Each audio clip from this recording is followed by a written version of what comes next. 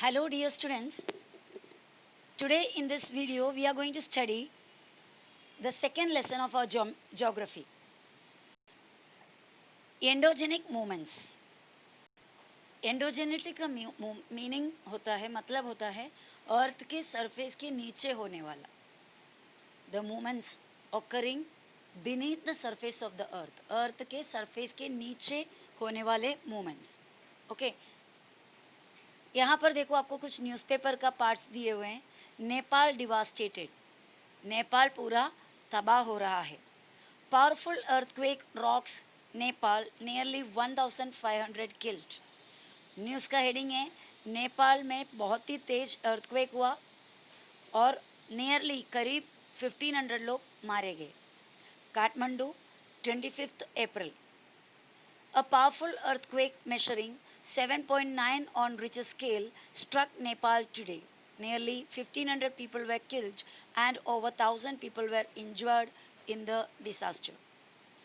कह रहा है कि बहुत ही तेज 7.9 ऑन रिचर स्केल अर्थक्वेक का जो तेज, अर्थक्वेक का जो पावर कितने फोर्स में वो लगा, वो फोर्स को मेजर करने का यूनिट है रिचर स्केल. 7.9 रिचर स्केल का बहुत ही तेज एक अर्थक्वेक नेपाल को अटैक किया या नेपाल में हुआ और 15 पीपल मारे गए, 1000 पीपल ऑलमोस्ट घायल हुए. The quake and a series of serious aftershocks delivered a severe blow to Nepal. The tremors were also felt across vast stretches of east and northeast India. और ये जो क्वेक है, it was a series of serious after shock. Means continue एक जगह में earthquake होगा तो उसका जो असर है, स्लो जो मूवमेंट्स है, बहुत ही काफ़ी एरिया तक चलता है. So it was a very severe blow for Nepal. और साथ में इसके ट्रेमोस यानी इसके जो छोटे मोटे मतलब छोटे छोटे जो मूवमेंट्स है, स्लाइट असर किधर भी हुआ, vast stretches of east and north east India.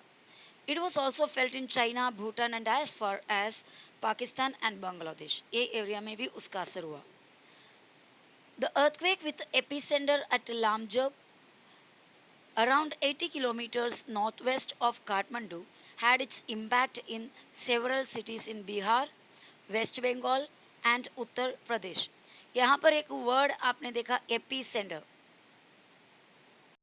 Epicentre वो पॉइंट है अर्थ के सरफेस के जिसके वर्टिकल में वो अर्थक्वेक का सबसे पावरफुल पार्ट होता है, यानी जहाँ से अर्थक्वेक जिस पॉइंट को फोकस करके अर्थक्वेक पूरे सेंट्रलाइज्ड है, वो main centre, that is AP centre.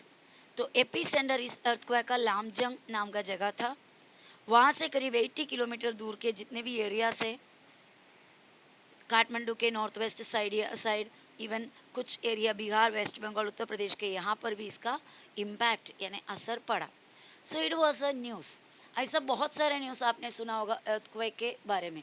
Light earthquake हुआ, थोड़ा बहुत हिल गया, फिर सीवियर अर्थक्वेक हुआ, बिल्डिंग्स वगैरह कोलैप्स हुआ, ये सब आपने सुना होगा. The initial report said the tremor measured 7.9 magnitude. It said the quake hit at 11:40 a.m. local time at a shallow depth of 11 kilometer. इस तरह अर्थक्वेक का बहुत सारा मीन्स रिपोर्ट आते हैं.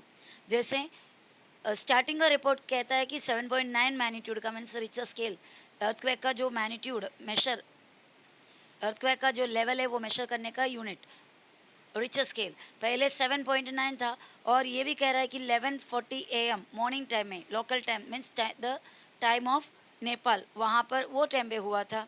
और उसके बाद 17 major aftershocks. Aftershock means light earthquake after a big earthquake.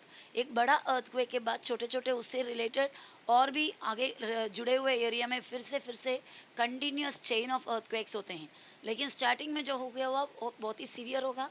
बाकी जो आफ्टर शॉक्स मीन्स वो भी ज़्यादा लाइट तो नहीं है, फिर भी एकदम सीवियर से थोड़ा कम लेवल के होंगे. ऐसा 17 मेजर आफ्टर शॉक्स हुआ over 5, measuring over 5 means 5 Richter scales के आसपास विद इन 2.5 आवर्स, 2.5 घंटे के अंदर. और ये कह रहा है an officer of the national seismological centre. यहाँ पर एक और नया वर्ड हमको मिल रहा है, seismological centre. Seismology, seismology is that department which study about the earthquake के बारे में और उस अर्थक्वेक होने का संभावनाएं बताने वाला ये सब स्टडीज़ सिस्मोलॉजिकल डिपार्टमेंट करते हैं। Another aftershock measuring 6.6 hit within 80 minutes of the quake। और ये अर्थक्वेक पहला मेन जो होने के बाद दूसरा और एक आफ्टर शॉक हुआ करीब 80 मिनट्स के अंदर, जिसका रीडिंग था 6.6। This is the largest earthquake in Nepal after 80 years. 80 साल के बाद नेपाल झेलने वाला सबसे बड़ा अर्थक्वेक था ये। India has send rescue teams immediately. India ने बचाव के या सुरक्षा सेना को या बचाव के सेना को वहाँ पर भेजा है, रेस्क्यू टीम को। तो इस तरह हमें न्यूज़ मिलते हैं। तो यहाँ पर देखो अर्थक्वेक का एक इमेज दिया हुआ है, बिग ट्रेमोस करके 7.9 रिचर स्केल में एट 11:40 AM। उसके बाद लगातार फिर से आया 6.6 रिचर स्केल 12:19 PM को हुआ ये। और एपिसेंटर, मेन एपिसेंटर इसका है लैमजंग नेपाल के। और इसका एक इमेज भी यहाँ पर दिखा रहा है आपको। यहाँ पर नंबर ऑफ डेड पीपल, कितने लोग मारे गए, इंडिया में 53, तिब्बत में 12, बांग्लादेश में 2, नेपाल का तो ऑलरेडी बताया गया। फोकस 11 किलोमीटर डीप में, मतलब इसका एपी सेंटर का जो फोकस है सरफेस से 11 किलोमीटर नीचे। 17 more shocks after 2 big tremors. बहुत बड़े 2 ट्रेमर्स के बाद, यानी बहुत बड़े 2 शेक के बाद 17 मोर शॉक्स हुआ। Duration ranging from 30 seconds to 2 minutes. यानी एक अर्थक्वेक आने के बाद वो कितने देर तक टिके, 30 सेकेंड से लेकर 2 मिनट्स तक एक अर्थक्वेक, यानी विद इन दैट 2 मिनट्स सब कुछ तबाह हो जाता है। India, Bangladesh and Pakistan also experience tremors. इन्हें भी थोड़ा बहुत मूवमेंट हुआ। 22 states in India feel the tremors. India के 22 स्टेट्स में ये इसका आफ्टर इफेक्ट हुआ। सो यहाँ पर कुछ क्वेश्चन दिया हुआ है related to this. What cause the large scale casualties. सबसे ज़्यादा कैजुअलिटी, मतलब कैजुअलिटी बोले तो सीरियस इंजरीज या serious situation. So what cause the large scale casualty, सबसे ज़्यादा कैजुअलिटी किस वजह से हो। कैजुअलिटी मीन्स जो लोग इंजर हुए घायल हुए या एक्सीडेंटली मारे गए वैसे। So what was the magnitude of the earthquake, ये सभी आपको ऊपर दिया हुआ है। वो जो इमेजेस दिए हैं उसके रिलेटेड है, जो अभी जो न्यूज़ रीड किए। So since I have explained all this things you can easily answer this questions. Which country was the most affected by this earthquake, कौन सा देश सबसे ज़्यादा इफेक्ट हुआ, ओके, एपिसेंटर कहाँ पर था, वगैरह वगैरह, all this questions. There are more questions given. What was the depth of the focus? At what depth was the focus located? What kind of damage is seen because of the earthquake? आपको दिखाई दे रहा है क्या तरीके का damage हो गया करके, बिल्डिंग या घर वगैरह सब कोलैप्स हो चुका हुआ है। According to you, what could be the reason behind the earthquake? Earthquake के reason क्या है? That's what we are going to study in this lesson. Have you ever experienced a similar earthquake? इसी तरह कभी आपके लाइफ में आपने कोई earthquake एक्सपीरियंस किया है तो उसको डिस्कस करना है। Various natural events occur on the earth from time to time. ये जो नेचुरल इवेंट्स है जिन्हें हम रोक नहीं सकते, वैसा कुछ नेचुरल इवेंट्स कुदरत में या अर्थ के ऊपर कंटिन्यूस होते रहता है। जैसे कि फ्लड हुआ, फ्लड मीन्स बाढ़ और बाढ़ आना। स्टॉर्म्स मतलब बहुत ही बड़ा तूफान। स्नोफॉल, एक्सट्रीम रेनफॉल, बहुत ही तेज rainfall होना, etc etc. Similarly, because of the movements below the earth's surface, natural events like earthquakes and volcanic eruptions occur. ये स्टॉर्म, फ्लड, स्नोफॉल ये सब क्लाइमेटिक चेंजेस की वजह से होता है। तो उसी तरह अर्थ के सरफेस के नीचे, अर्थ के अंदर कुछ चेंजेस होने की वजह से, कुछ मूवमेंट होने की वजह से अर्थक्वेक और वॉल्केनिक इरप्शन होता है। वॉल्केनो यानी ज्वालामुखी फूटना, volcanic eruptions. For the organisms living on earth, these events are disastrous. अर्थ के ऊपर रहने वाले या अर्थ पे रहने वाले लिविंग ऑर्गेनिज्म के लिए ऐसा जब इवेंट्स होते हैं, नेचुरल कैलामिटीज़ जिन्हें कहते हैं, ये होने पर बहुत डिसास्ट्रस होता है, यानी उनका जान जा सकता है, उनका हैबिटेट यानी रहने का जगह पूरा तबाह हो सकता है। So totally it is disastrous. There is loss of life and property because of natural calamities. In this lesson, we will get introduced to these endogenetic movements. Endogenetic means from internal. अर्थ के surface के नीचे या अंदर से जो movement होता है उन्हें कहते हैं एंडोजेनेटिक मूवमेंट्स. यहाँ आपको एक एक्टिविटी दिया है, एक सिंपल एक्टिविटी जो आप खुद करके एक्सपीरियंस कर सकते हैं. As shown in the figure, arrange your notebooks in on each other. कुछ नोटबुक्स को एक के ऊपर एक करके लगाओ जिस तरह दिखाया है. और ऊपर क्या लगाना है, छोटे छोटे कुछ ऑब्जेक्ट्स लगाना है, जैसे चौक लगाया या रबर मतलब शार्पनर लगाया, इरेजर लगाया, ऐसे छोटे छोटे कुछ डस्टर वगैरह लगाया. तो वैसे चीज़ें आप इसमें अरेंज करो, like Chowk, duster, sharpener, eraser. Okay, now quickly take out a notebook without affecting the others according to the figure 2.2b. 2.2b में एक इमेज दिखाया हुआ है, उस इमेज के हिसाब से क्विकली इसको निकालो. देखो 2.b है, ये झट से निकालना. तो ऊपर का जो ऑब्जेक्ट है हल्का सा थोड़ा मूव हुआ तो हुआ, थोड़ा सा उसी के ऊपर गिर जाएगा. ओके, एकदम फास्ट उसमें से निकाल देना. बहुत ही फास्ट अगर हम वो निकालोगे तो ज़्यादा इफेक्ट नहीं होगा. Okay, now give a slide push. एक हल्का सा पुश देकर देखो, कोई भी मिडल, कोई भी एक ऑब्जेक्ट को, एक बुक को, एंड ऑब्जर्व व्हाट हैपन्स. तभी क्या होता है देखो. Then again give a hard push. एक जोर का एक धक्का दो, क्या हो जाएगा वो देखो. तो हर एक ये एक्टिविटी में, हर एक जो एक्शन आपने किया उसमें अलग अलग असर होगा. किसी में पूरे बुक गिर जाएंगे, किसी में थोड़ा मूवमेंट हो जाएगा, कि किसी में ऊपर का जो स्ट्रक्चर है थोड़ा हिलेगा. बराबर. नाउ ज्योग्राफिकल रीजन किसका, ये earthquake का geographical explanation.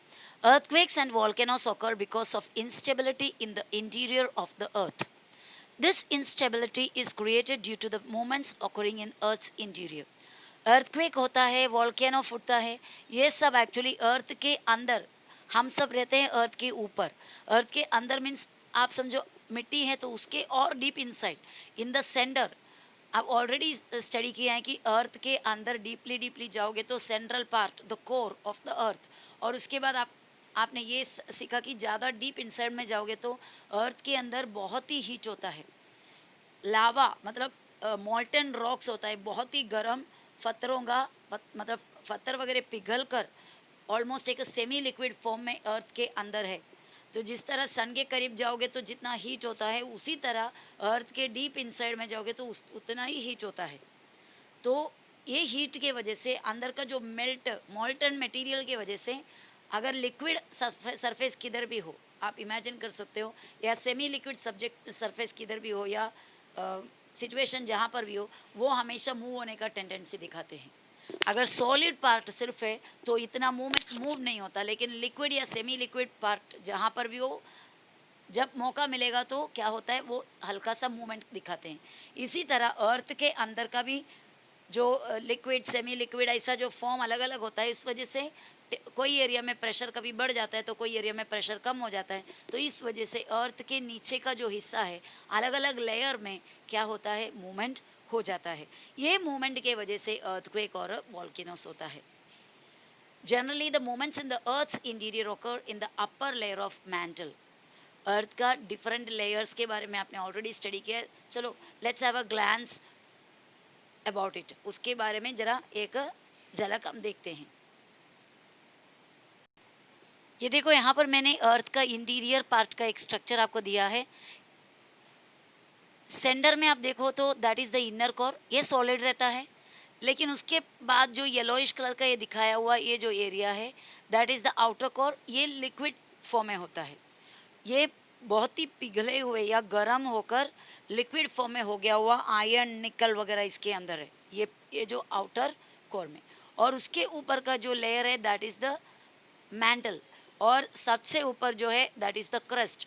क्रस्ट मतलब जो हम सामने हमारे दिखाई देते हैं, हम जहाँ तक खोद कर ले जा सकते हैं, वो पूरे एरिया अर्थ के क्रस्ट है. अगर समझो कुआं वगैरह खोदने के लिए हमने जितना खोद के गए, जहाँ तक हमें मट्टी मिले, रॉक्स, ये सब सभी कौन से एरिया में आया, क्रस्ट में आया, अर्थ के क्रस्ट में. और उसके नीचे का जो लेयर होता है उसको मैंटल कहते हैं. और उसके नीचे आउटर कोर, उसके नीचे एकदम deep at the centre of the earth that is inner core. Generally, the movements in the Earth's interior occur in the upper layer of the mantle. ज़्यादातर अर्थ के अंदर जो मूवमेंट होता है वो मैंडल एरिया भी मैंने दिखाया, क्रस्ट के नीचे का लेयर, ये मैंडल के अपर एरिया में आता है। Tremendous energy is released by radioactive materials in the Mendel.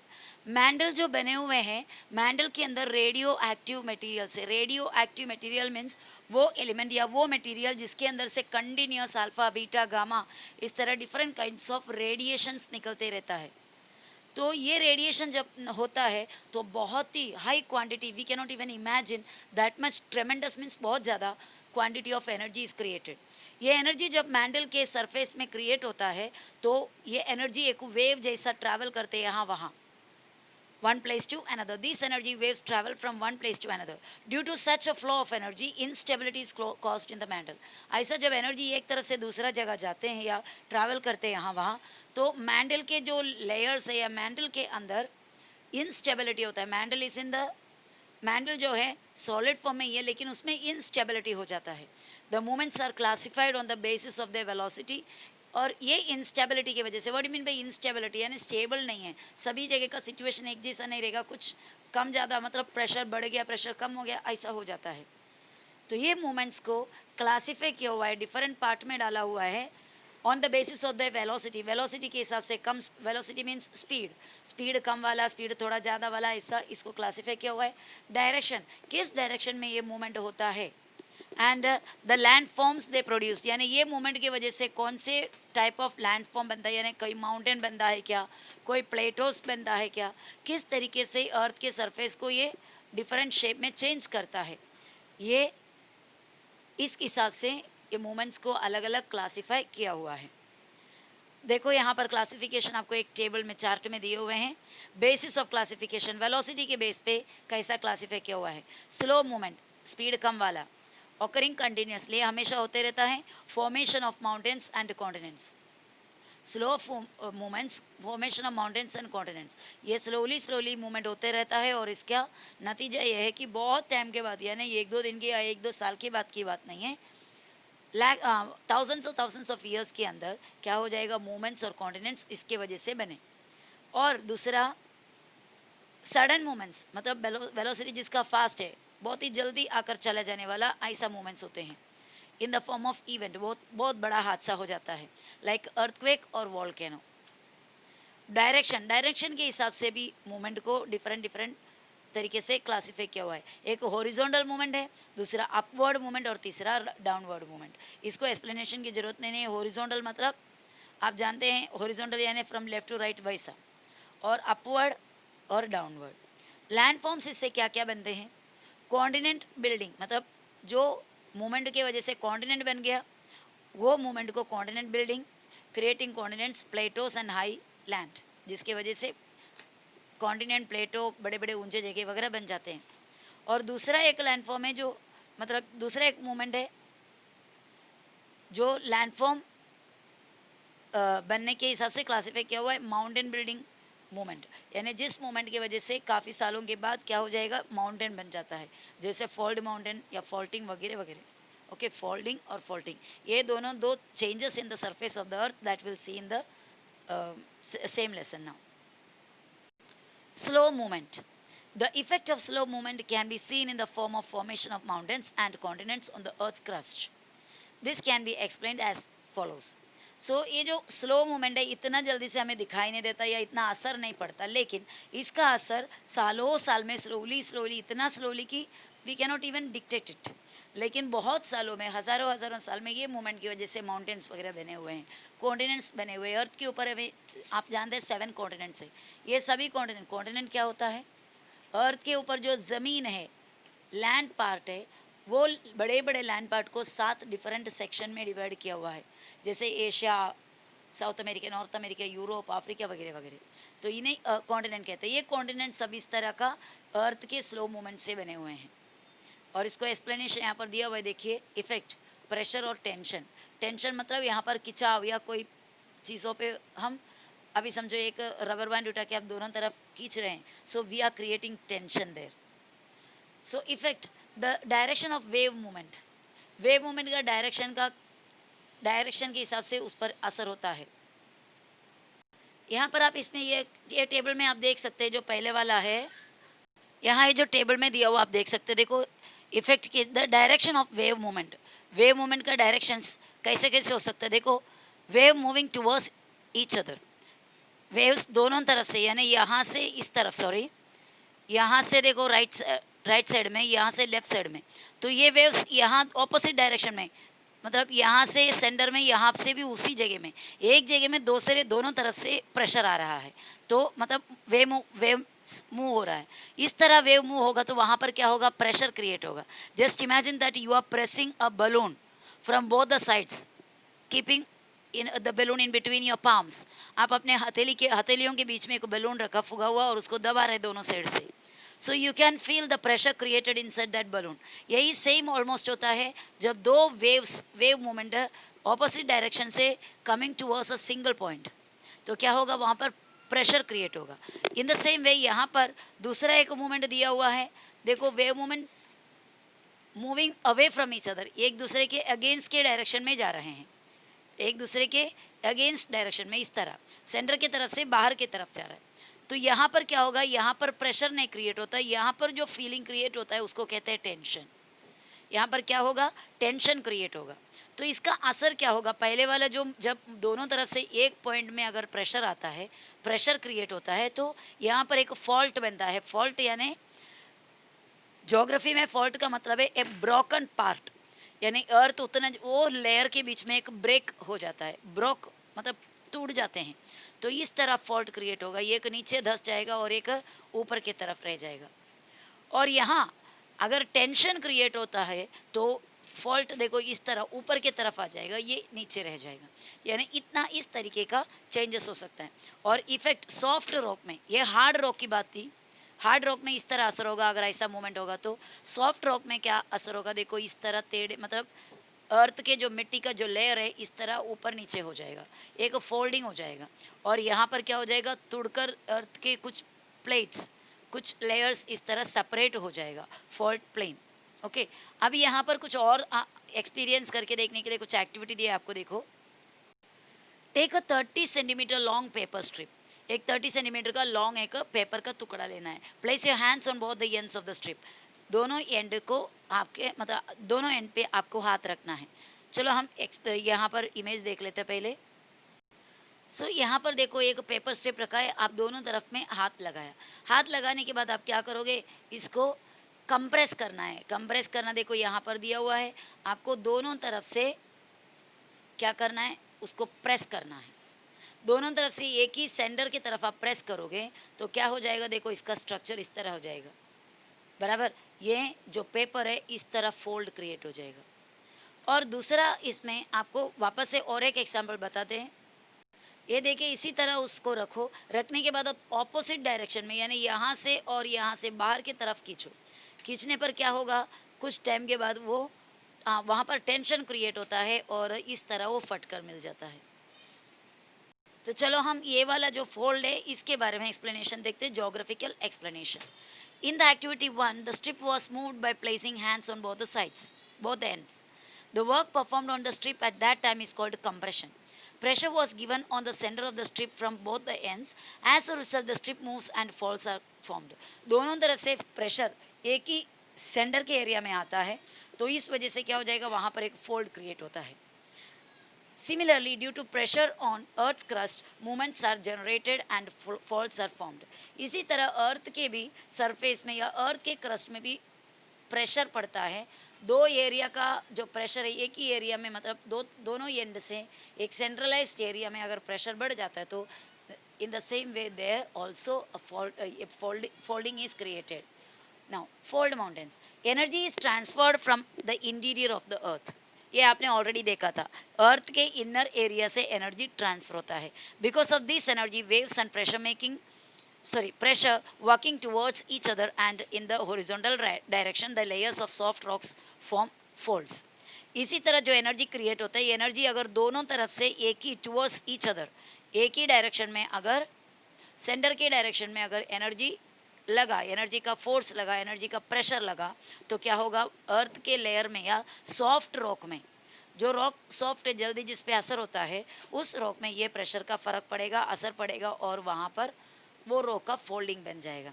If the pressure is very high, अगर ये प्रेशर बहुत ही ज़्यादा है तो large scale folds are formed and their complexity increases. बहुत ही बड़े बड़े फॉल्स भी क्रिएट हो सकता है और उसका कॉम्प्लेक्सिटी यानी वो कितने हद तक कॉम्प्लेक्स है वो भी ज़्यादा हो जाएगा।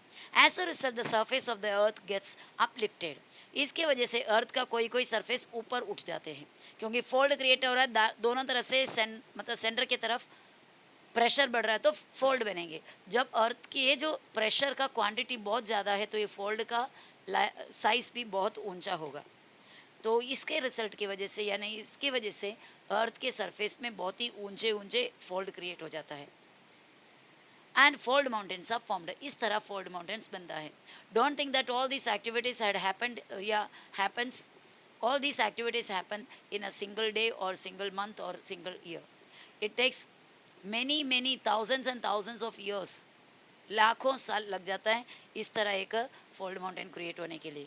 The Himalayas, the Aravallis, the Rockies, the Andes and the Alps are the major fold mountains of the world. हमारा हिमालयास, हिमालयन माउंटेन इसी तरह बने हुए एक माउंटेन है, मतलब अर्थ के अंदर का मूवमेंट की वजह से जो सॉफ्ट रॉक्स फोल्ड में चेंज होकर ऐसा बने हुए एक माउंटेन है हिमालयास। इसी तरह अरावली भी इंडिया में ही है, रॉकी माउंटेन और एंडस और एल्प्स, ये तीनों माउंटेन जो इंडिया में नहीं है। ओके, ये तीनों इतने जो 5 माउंटेन का नाम इधर दिया, ये सभी इसी तरीके से बने हुए हैं। देखो यहाँ पर एक सरफेस में ऐसा कंप्रेशन बढ़ने की वजह से, देखो कंप्रेशन यानी यहाँ से भी प्रेशर आएगा, यहाँ से भी प्रेशर आएगा, या मूवमेंट इस तरफ और इस तरफ होता है, तो इस वजह से यहाँ पर कंप्रेशन क्रिएट होता है, प्रेशर क्रिएट होता है। तो इस तरह मिट्टी के जो लेयर से इस तरह क्या बन जाएगा, उसके फोल्डिंग बन जाते हैं। यहाँ पे ओरिजिनल जो स्ट्रक्चर दिखा हुआ है, देखो folded part of a mountain के फोल्डर रीजन का स्ट्रक्चर यहाँ पे क्लियरली आपको दिखाई दे रहा है। और यहाँ पर भी ये image of Himalayas and adjacent areas, ये पास का एक इमेज नहीं है, ये बहुत ही ऊंचाई से, हो सकता है कि ये सैटेलाइट की मदद से लिया हुआ इमेज होगा, क्योंकि हिमालय इस तरह दिख रहा है आपको बराबर, बहुत ही बारीक बारीक। So it must have been taken from the satellite की मदद से लिया होगा। तो ये भी देखो हिमालय का स्ट्रक्चर आप देखोगे तो फोल्ड का कई सारे जगह में फोल्ड का इमेजेस दिखाई देंगे। यहाँ पर आप दूसरा टेंशन, मतलब क्या होता है, आपने वो एक्सपेरिमेंट करने के साथ साथ मैंने आपको एक्सप्लेन किया था कि एक पीस ऑफ पेपर लेना है और उसको दोनों तरफ के लिए खींचना है। तो in this case the pressure occurs on the opposite sides from the centre. तो यहाँ पर क्या होगा, टेंशन क्रिएट होगा, नॉट द प्रेशर। कंप्रेशन नहीं होगा, टेंशन होगा, उसके वजह से ये पार्ट दो ऐसा दो पीसेस में कन्वर्ट हो सकता है। In the activity 2, tension is created when you pull both the ends away from each other. Similarly, when movements occur in opposite direction to each other, tension is generated and faults are formed in the earth's crust. तो ये paper में हमने जिस तरह देखा, इसी तरह अर्थ के सरफेस में इसी तरह अगर कोई मूवमेंट की वजह से टेंशन क्रिएट हो गया तो फॉल्ट बनेगा। Faults are formed in the earth's crust. हमने फोल्ड माउंटेन में देखा कि प्रेशर बढ़ने पर फॉल्ट क्रिएट होता है, यहाँ पर फॉल्ट यानी टूट जाते हैं। Block mountain, because of internal movements horizontal waves moving away from each other are formed. ये अर्थ के अंदर के मूवमेंट के वजह से हॉरिजॉन्टल वेव्स आता है, एक दूसरे से मूविंग अवे, दूर होने वाले, एक दूसरे से दूर होने वाले, मतलब एक इस तरह डायरेक्शन में जाओगे तो दूसरा ये डायरेक्शन में जाएगा। This causes tension on the layers of rocks. इस वजह से पत्थरों के या रॉक्स के अर्थ के जो लेयर्स है उस पर टेंशन क्रिएट हो जाएगा। This leads to formation of fractures in the rocks. इस वजह से रॉक के बीच में फ्रैक्शंस हो जाता है, यानी कि टूट जाता है, दो हिस्से में बट जाते हैं। These are known as fault. ये जो फ्रैक्शंस जो रॉक में होता है, रॉक जो टूट जाते हैं, दो सेपरेट हिस्से में बट जाते हैं, इसे फॉल्ट कहते हैं। Similarly waves coming towards each other in hard rocks also form folds due to compression. देखो क्या बता रहा है, similarly waves coming towards each other, कभी कभी वेव्स एक दूसरे के टुवर्ड्स यानी इस तरह आएंगे जहाँ पर फोल्ड क्रिएट होने का चांसेस रहता है। यहाँ पर भी कभी कभी हार्ड रॉक अगर है ये हार्ड रॉक के बीच में अगर प्रेशर आ रहा है इस तरह, तो वहाँ पर भी फॉल्ट बन सकता है। when a part of earth's crust is between two parallel faults is lifted, it looks like a block. जब दो तरफ का इस तरह अर्थ के क्रस्ट के ऊपर टू पैरेलल फॉल्ट अगर क्रिएट हो गया तो वहाँ पर एक ब्लॉक बनेगा। देखो यहाँ पर इमेज दिया हुआ है, ये जो पूरा लेयर्स है यहाँ पर अर्थ के बराबर, ये पूरे लेयर्स में देखो इतना हिस्से में थोड़ा गैप आया और इतना हिस्सा ऊपर उठ गया।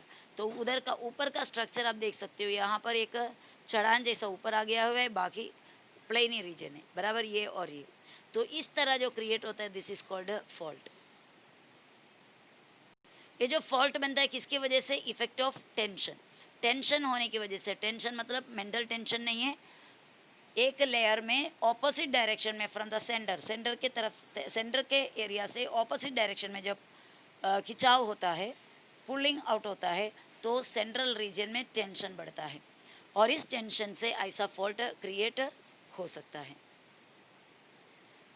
सच landform is known as block mountain. इस तरह बना हुआ जो लैंडफॉर्म है उससे ब्लॉक माउंटेन्स कहते हैं। The hill tops of block mountains are flat. इसके ऊपर का हिस्सा फ्लैट रहता है, आप इसमें भी देख सकते हो, ऊपर का हिस्सा जो है एकदम फ्लैट ही रीजन है बराबर है। पर फोल्ड माउंटेन में ऐसा नहीं है, ऐसा उसका ऊपर का हिस्सा है। तो ब्लॉक माउंटेन का ऊपर का हिस्सा फ्लैट होता है। इन the early stages they do not have any peak. पहले पहले तो उसमें कोई पीक नहीं था। पीक क्या होते? चोटियाँ।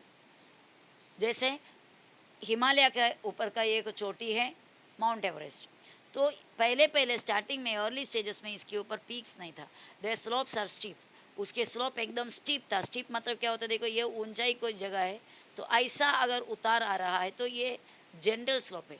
अगर कोई ऊपर ऐसा प्लेस आया और डायरेक्ट अगर उतार आ रहा है, मीन्स अगर उतारने का पॉसिबिलिटी नहीं है क्योंकि डायरेक्ट एकदम खाई जैसा दिख रहा है, तो दैट इज स्टीप स्लोप।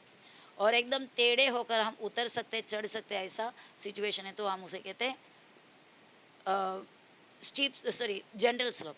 ये वाला जनरल स्लोप हो गया, ये डायरेक्ट उतार को स्टीप स्लोप कहते हैं। So the hill tops of block mountains are flat. इनका ऊपर का हिस्सा फ्लैट है ब्लॉक माउंटेन्स के। In the early stages they do not have any peak. Their slopes are steep, उनके स्लोप एकदम स्टीप है। For example Black Forest mountains in Europe, इस तरह बने हुए एक माउंटेन का नाम है ब्लैक फॉरेस्ट माउंटेन, यूरोप में। The Meghalaya plateau of India has also been formed in similar way. India का एक प्लेटो है मेघालय प्लेटो, ये भी इसी तरीके से ब्लॉक माउंटेन का या ये जो मूवमेंट है उस वजह से बना हुआ है। यहाँ पर इमेज दिया हुआ है मेघालय प्लेटो, देखो ब्लॉक माउंटेन है ये, आप यहाँ पर देख सकते हैं इसका स्ट्रक्चर किस तरह बने हुए हैं बराबर। एक एक ब्लॉक्स ब्लॉक्स ब्लॉक्स जैसा उठाकर रखा हुआ जैसा है। जो ये हिमालय प्लेटो एक ब्लॉक माउंटेन है, इसका स्लोप देखो एकदम स्टीप है, डायरेक्ट नीचे है खाई जैसा।